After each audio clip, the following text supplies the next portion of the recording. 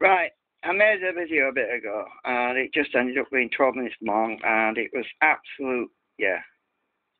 So, I'm just going to simplify it. You've seen this before. I've got my magnet at the moment, biasing this forward. Now, this is my magnetic gauge. As you can see,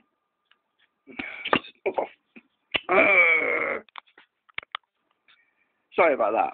I hate it when it does that. I'm trying to make a video without any interruptions. Right. Okay, I put some blue tack on it so it doesn't shift. Right. Okay. Right. There's a magnetic field coming out the end. Very powerful. Now, as I move my sensor around this area, as you can see, the magnetic field extends all the way around here, and it's actually very intense. I'll put it right the way down there. I can actually feel it pushing. This is my magnetic gauge. Now as I go all the way down, I can feel the energy pushing, which means my coil, when I wind the coil on these bobbins, I'm going to use the resin ones, but I'm using this one simply because it's not as fragile for doing the test. And as you can see, as I go around, it's keeping that magnet. Now, as soon as I take the magnet out of the field, you'll see it collapse. So I've got a really good field all the way around here. And the reason why I don't actually move it towards there, because when it's simply because the friction, this magnet in here wants to twist, and it's actually breaking, and it won't move unless I actually put it on the end first. But the fact that the magnetic field is present is obviously demonstrated by the fact the magnet is not resetting until I take it out of the field and it collapses. Right, now, let me just pause and reverse this. Right, okay, I've had to put some plastic PVC pipe, which is plastic, in my bobbin there because it was trying to, because it's on pulling now, it's trying to pull this whole lot over.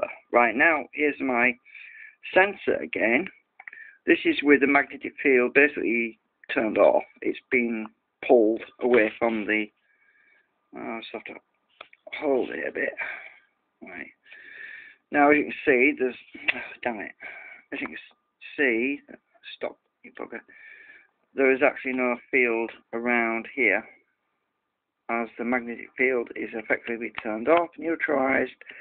I am not, I am not feeling anything here. There's absolutely nothing until I get to the outside of this concentric part where it sticks, and yeah, it wants to stick, but that's on the edge. Come off, you bugger. Right, okay. So, as you can see, the magnetic switching effect does actually work.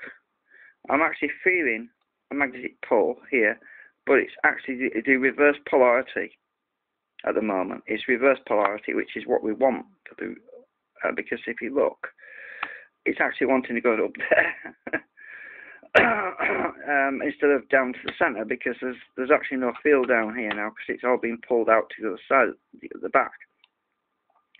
So my gauge isn't registering anything because it's not being pushed. It's actually being pulled now. Okay, I'll leave it on there a minute. I'll reverse the magnet again. You should have seen what happened just then when I reversed it.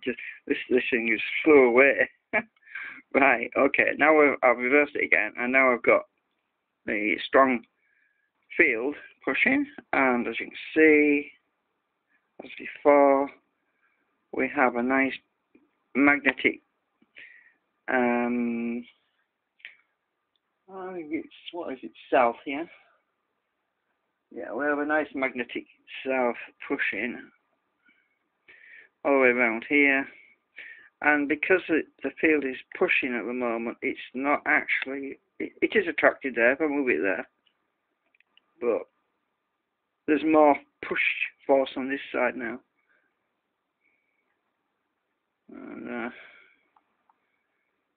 have to get this, as you come away from the field, it collapses. Anyway, there you go. 5 minutes. Oh, at last I've got it down to 5 minutes. Oh.